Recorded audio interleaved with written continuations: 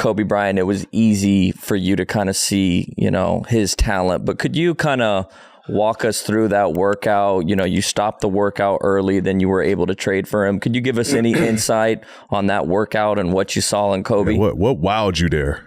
Well, I think the one thing, and again, you remember, he did not play basketball here in the States until he got to high school. Mm-hmm. He went to Italy with his father, professional player.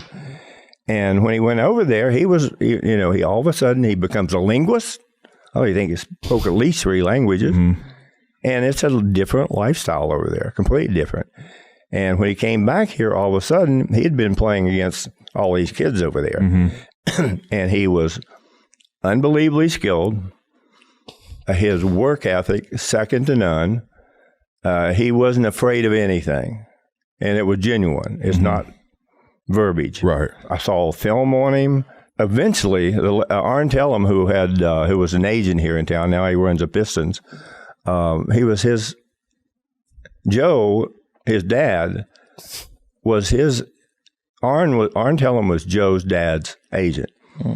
And so Kobe started hanging around here in this country, and all of a sudden, people were shouting out at him, "You're gonna, what are you going to do? What are you going to do?" Well, thought New Jersey was going to draft him, and Arn told him he can't play back here.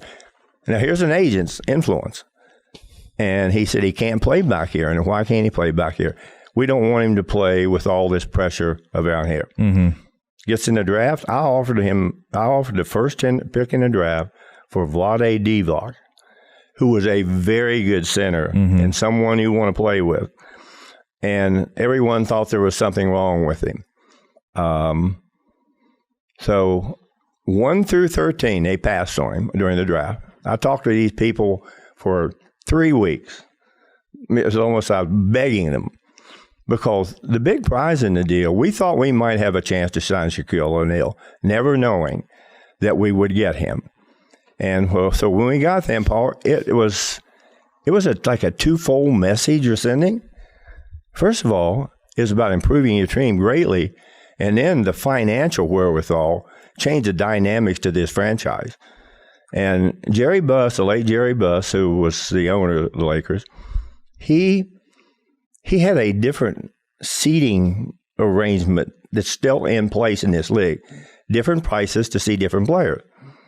That's where all this stuff started with him when we got those two. But it was like, to watch him work out, it was like ridiculous, okay? Mm-hmm. I mean, he was like a man playing against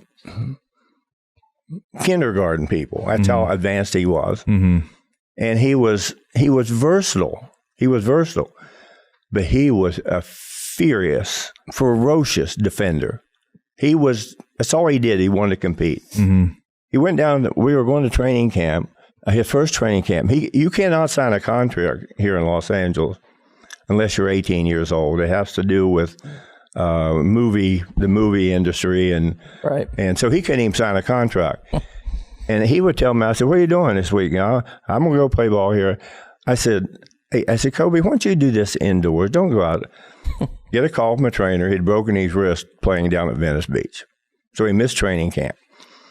You go over in training camp, you watch him, and it's like you almost felt you had to strap him down. He could not sit down. Yeah. Could not. And so he had a chance to develop his left hand over there. Okay. But he was just one of those guys that, again, size, you two guys standing side by side, you might be a touch taller, or pretty close. Mm-hmm. But he was just a natural player who, when he was born, there was a heck of a lot of gold dust sprinkled on his a lot of gold dust. And he did not disappoint. He played every night. You didn't have to ask him to play hard. Mm-hmm. That's just what he brought. Rest in peace to the great Kobe Bryant. What's a story from Kobe that you'll always cherish? There's a lot of things that went on in his life that I don't feel comfortable talking about. And I think the thing that made me feel like there was a real trust here with him, when I was working in Memphis, I'd get calls. What am I going to do? What am I going to do? And, I guess in some sense that might have been tampering. I didn't look at tampering because He was at our house all the time. He ate at my house all the time. I felt more like a father figure with him. And we'd talk about it and started talking about things. And I said, well, Kobe, I said, look, I said, first of all, you put yourself in jeopardy here, okay? You have to look at yourself first. Don't blame anyone else. Exactly. But look what you need to do a little bit better. And so it became more and more of a trust issue. He became a free agent, okay? And he called me. And his agent then was Rob Pelinka. And so I met them in Orange County in a hotel room. And he said he wanted to come to Memphis and play basketball. Really? That's great. And I looked at him and I said, you kidding me? Yeah. And he said, no. And I said, Kobe, no. It's just, you belong somewhere out here, okay? You belong somewhere out here. And even though he would have never played there, I just wanted to reassure him that don't feel like you have any obligation with me or the Grizzlies to play here. And because he would have never played there, it wasn't going to happen. And I just got to know him that well, and we would communicate a little bit, not a lot, because I do believe in the sanctity of a contract. And it's just someone that I really liked personally. But he got to be tough, okay, very difficult. Yeah. And I remember one day he wanted to challenge Shaquille O'Neal. And I said, are you crazy or not? I said, this big dude, gonna eat you. Leave him alone. Leave the big dude alone. But I had a wonderful relationship with him. Forget it as a basketball player. Mm. I love what he stood for, his commitment to excellence, his commitment to not be afraid to go up there and lead. He wasn't afraid of failing. Once you get afraid of failing, you're going to fail. Mm-hmm. He was not afraid. What was that moment like when you get to the Lakers? You get that same love, that same embrace from Kobe when you first get there? It was different. He wasn't really around when I first got there. I think he was dealing with his shoulder at that time. Yeah, surgery. He was having a shoulder issue. Mm-hmm. And so when I first got there, it was kind of weird because he wasn't around. Mm-hmm. You know what I'm saying? And so I was playing with my peers, and then he got healthy, and then everything changed. Yeah. Like the environment changed. I feel like the air changed, the lights changed. Like he just came in, and it was like, all right, order in the court. Yeah. You know what I'm saying? It was completely different. But playing with Bean for 2.5 years was special to me, man. And just getting to know him as a person, getting to know what kind of dude he was, that was a special experience for me. We had one of our family cast members on the show not too long, first season, Julius Randle. Yeah. And he affectionately said that Kobe Bryant is an asshole. He was hard on them young boys. Yeah. Was it just everybody in general, or just the young guys got it the worst? Just the young guys. It was just the young guys. I was bulletproof. Brandon Bass was bulletproof. Meta World was bulletproof. Yeah. About Swaggy P. Nick Young was on the fence. Like an easy target. Because, Nick, he poked the bear. Yeah. You know what I'm saying? Nick always poking the bear. So, Cole would say something to Nick every once in a while. But honestly, man, he was hard as hell on them young guys. What's some of your favorite Kobe stories? Man, I tell his story all the time. I just remember. Some you ain't shared, though? Now, some of them I got to keep in my pocket, man. Yeah. But I just remember him telling the young guys, when I'm in the front office next year, I'm trading all you motherfuckers. I'm trading all you motherfuckers. But he told him, he said, well, next year when I'm in the front office, I'm trading all you motherfuckers. And we got back to LA that next day, bro, and the equipment manager was just coming around with a big ass bucket, just scooping Kobe's out of everybody's locker. Damn. And me and Nick, like, what you doing? He said, Kobe think y'all niggas soft, man. He don't want y'all wearing his shoes. Oh my gosh. Did you ever try to give those young guys some encouragement? Like, yo, he's just being hard on you. Or were you just let me stay away? I wasn't getting in the middle. I wasn't getting in the middle of that. That's Kobe Bryant. Yeah, I was a soldier. Yeah. I was a soldier. Who was going back at him though? Cause I can see out of all of it, Nick being the dude that's just like, you know what? I'm a challenge Kobe.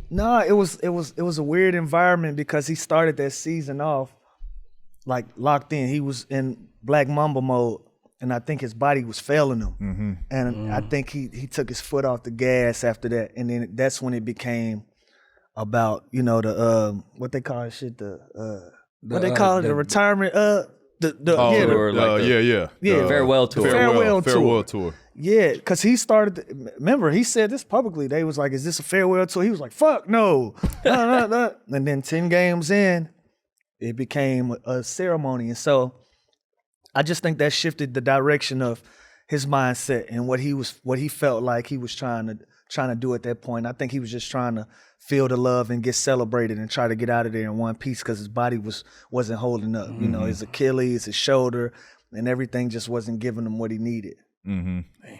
That had to be pretty fun though. Watch him. You know what, bro? I hate to say this, but it was like playing for the Harlem Globetrotters, bro. We just showed up and hooped and went to the next city. Like what do you do? It's gotta be a different. That was the story that was told to me. That like you just didn't know when he was gonna come. If we he didn't was gonna know. play. We started realizing because he had his own crew of trainers or whatever to get him prepared. So he would have his own kind of locker room, so to speak. So the only way we would kind of know if he was gonna play is if they came in the locker room and took all of his stuff out of the locker.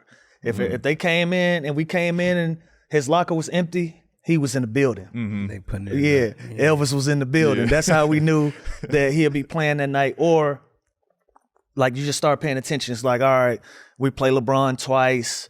He's gonna play in the second one. Yeah. Or we play Steph at home. Or when we go to the East Coast, he's gonna play in all the East Coast games because we only come once. Yeah. You know what I'm saying? So we start figuring out like little tendencies, like when we knew he would play, because he wasn't practicing at all. Yeah. At that point, he wasn't practicing at all. We literally were just showing up and hooping. We were practicing, but he wasn't. Yeah. You know what I'm saying? And so it was an interesting dynamic, but cool as hell to experience and do that with him. Yeah. What I love most about it too is like he still didn't duck the smoke. You know what I mean? Yeah. Like, cause I was, that being the last year for him when he came to Indiana. Obviously, I played him when we were in LA, but when he came to Indiana, he missed some games. So from a fan of it, I was like, damn, I hope like he's suiting up for this one. Like, it's my last chance to play him. He coming to the city. Like, I hope I get that opportunity. Sure enough, he comes and he's ready to play. So I was like, cool. But just watching them all the games, it was always against like, Dog, one of the dopest things. Them cats. I'm sorry to cut you off, brother. No. But we down a Kobe rabbit hole now, you know what I'm saying? Yeah. I'm sure you got some dope ass stories and experiences with Bean as well, man. But I just remember his very last game that he scored 60, man. He was so gracious to everybody, bro. And I'm glad that was my last memory of him, man. He was so gracious with everybody. It was stuff literally stacked up to the ceiling that security wanted signed, people that worked in the arena, equipment people and people's families and friends and everybody just wanted something, a piece of memorabilia from him. And I'm telling you, Jackie, it literally was stuff stacked to the ceiling, like piles of stuff. And he sat there gracefully and signed every single piece of everything for everybody, like personalized. My mom got a pair of shoes personalized to her. Wow. I got a jersey. Yeah. I got a jersey for my cousin.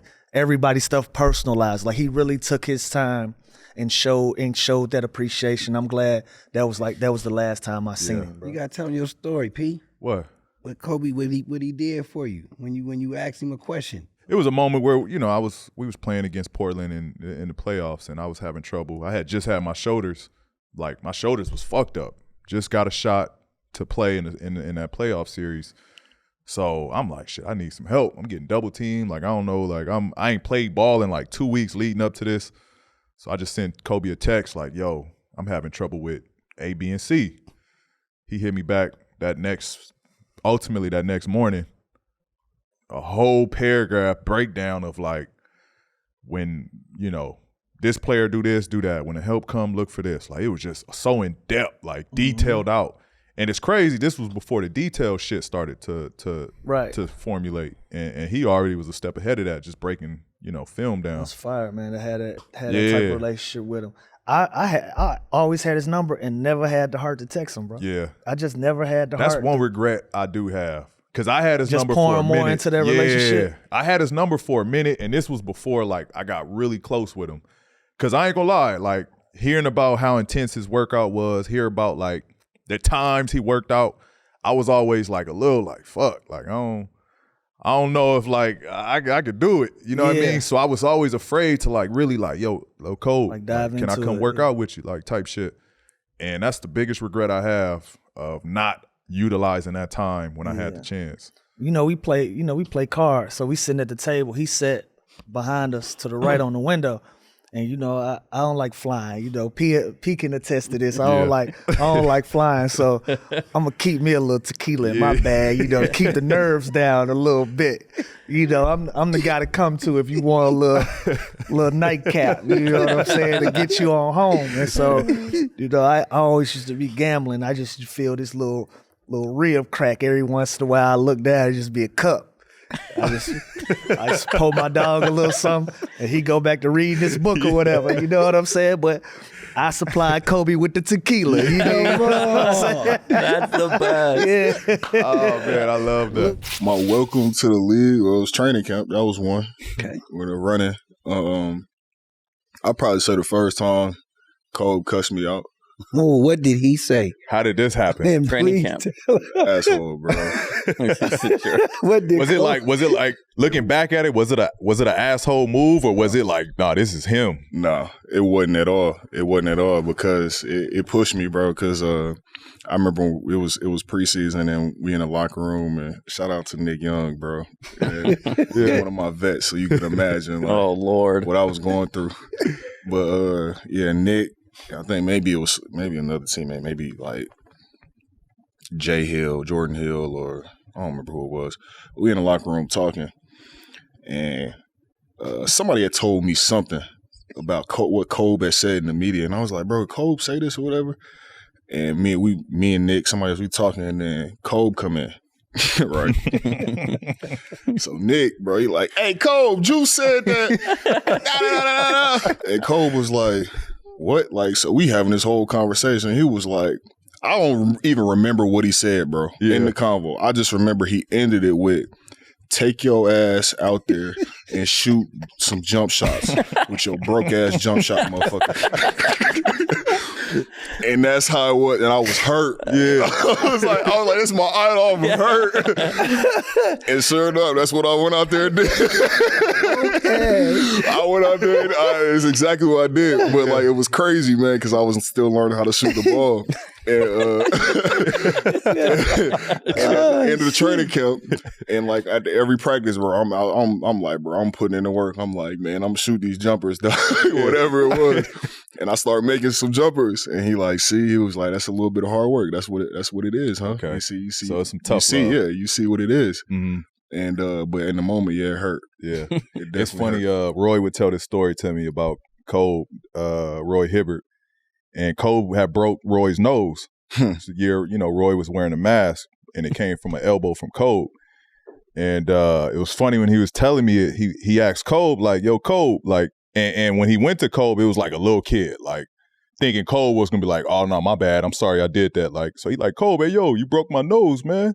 Kobe said, stone face. He said, you should have got the fuck out the way then. and that was him, like, bro. Damn, yo. Like, that was him, bro. That was him. He was like, dog, I thought he was gonna at least apologize. It was times where we'd be waiting on the plane. And I remember one time we were waiting on the plane, bro. It was like an hour. And the plane ain't leaving without Kobe. Yeah. And he get there. And like everybody, would tell the story. Everybody happy he getting on the plane, right? But we being sarcastic. We like, hey, like Cole, welcome. And he was like, man, y'all motherfuckers better be glad I'm here. And then sat down and say nothing the whole flight. Yeah, no, Lou would tell us the story when we had him. Lou would tell us the story, bro. That's how he was, bro. That's how he was. You Literally can't say nothing too on far. the plane, and then they'll hear the helicopter coming in, and he'll land. Yeah, and the helicopter might be 50 feet, bro. They got the golf cart by the helicopter to golf him to the plane, and then he'll walk on the plane. Yeah. Man, shout out all to black Bean. shades, all that. You know how Bean roll. Were you in the practice with the Charmin? Were you in that practice? Charmin practice? Yeah, I wasn't in the practice. Okay. But you was there that day? Yeah. What, like, bro? We don't get one Kobe story Explain. He We was a gotta rookie. get to the bottom of how this shit happened. I was a rookie, so my leg was broke. So I wasn't soft that day. Okay. That's a mercy. But I'm in Next that day. He was Charmin. Yeah. So I'm in the training room. I'm getting my rehab and stuff. And all I hear is, soft as Charmin, y'all motherfuckers trash. Yeah. Like, just going crazy. You know, Kobe got a deep ass voice, so like you hear it. You know what I mean? And he just going back and forth. And I hear Nick, you can't guard me. Like, you can't guard me. You can't guard me. All that, right? So I just hear the back and forth, right? And then all I remember is like, I'm like, man, what's going on? Like my first year in the NBA was a shock, bro. Yeah. Like, I'm seeing everything, right? So I'm like, man, what's going on? And all I hear is what Mitch was like, or Mitch Kupchak was our GM at the time, and Cole leaving the court. And he like, Mitch, I'm supposed to get better with this shit. I'm supposed to get better with this shit. And then he walk in the locker room. He like, Jew, what the fuck is this, Jew? What the fuck? He's like, I'm supposed to practice? He's like, these motherfuckers making me worse.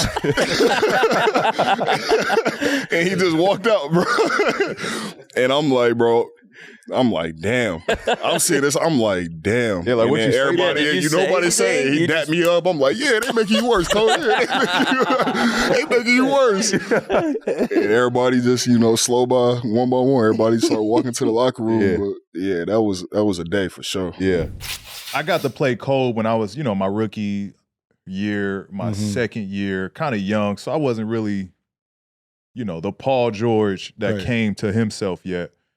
And then when I was able to play Kobe at that moment, it was Kobe's last year. So he was, he was kind of trying to get through that last season. So he was sitting some games off. Right. Or, he was trying to manage but still finish that season.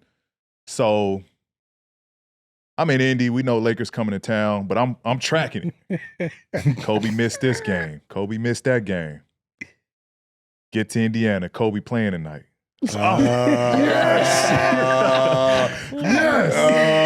So, and it was a blackout moment. Like I knew this is my last chance I get to play against him. I got Kobe. Like, don't nobody match up with Kobe. It's me and him tonight. Did you know the night before or just the day of the game? So he was like probable the night before. I know you. And then the day of the game, Cole playing. So I'm prepared regardless. But it's like, man, I hope he played. And then I knew early that he was playing. Okay. Like it was like at shoot around. Kobe's in tonight. We're going through the walkthrough. We're going through, what Kobe gets and stuff like that. But it was a blackout moment. Like, damn, I get Kobe tonight, and this is my last opportunity. So it was a one-on-one. Like it was a one-on-one, and I for sure as hell wanted to beat Kobe, and we was able to win. Okay. It was one of those iconic games, for me as far as going back and forth, late in game.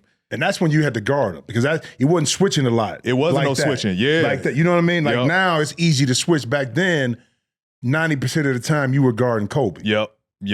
And it was what was so crazy is like Kobe was kind of off the whole game. But then it was like the Kobe moment. Yeah, That it was moment the in the game. stretch where it was like the last 3-4 minutes, and I kid you not, he did not miss a shot.